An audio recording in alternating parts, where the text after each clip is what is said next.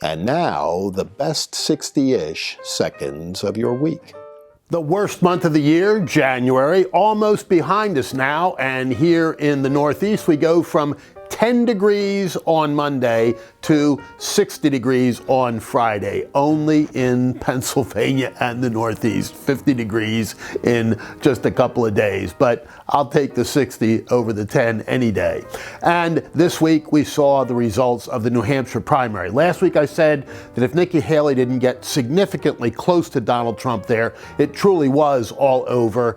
You know, a lot of the pundits said that double digits was the defining point. Maybe it was. If it was, Trump won by 11 points.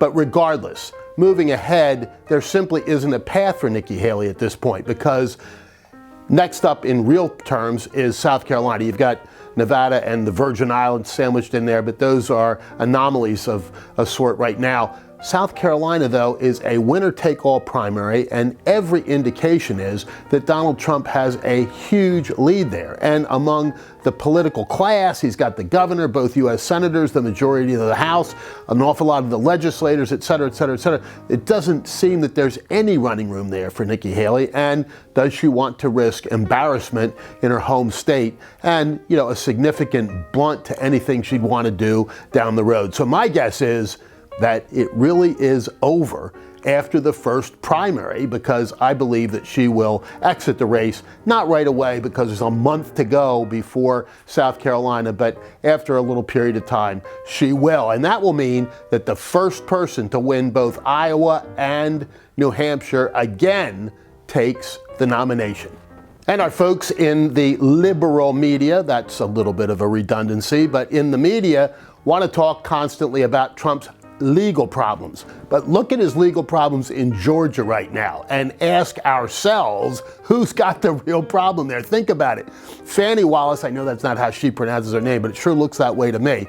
And this Wade guy that she hired, who happens to be her lover, takes $650,000 for an assignment that he has no experience in.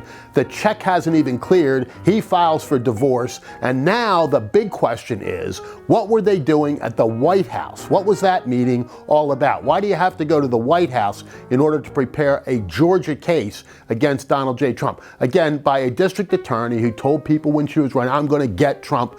People see right through this. They know that there is a fundamental unfairness in all this, that the judicial system is being tampered with, and that there simply is no judicial fairness here. And the American people have an innate sense of what's fair and what isn't, and they know this isn't, and it helps Trump in significant ways, as it has all along. In fact, his ascendancy began when these lawsuits and indictments began to roll his way. Think about that. And in Philadelphia this week, Joel Embiid, not on load management at the time, dumps in 70 points to go along with 15 rebounds and a handful of assists, taking out the iconic Wilt Chamberlain's single game scoring record for that franchise. Now people say, wait a minute, he scored 100 down at Hampshire once upon a time, which he did in a Philadelphia uniform, but it was the Philadelphia Warriors, not the Philadelphia 76ers. The Philadelphia 76ers were at that point still in balmy Syracuse, New York. Think about that. The NBA had franchises in his place as far-flung as Syracuse, New York, and Fort Wayne, Indiana. How things have changed. And when you think about the world truly coming to an end, this week, Sports Illustrated announced that they had laid off their entire staff. It was a blow to my soul, because growing up, Sports Illustrated was it for me.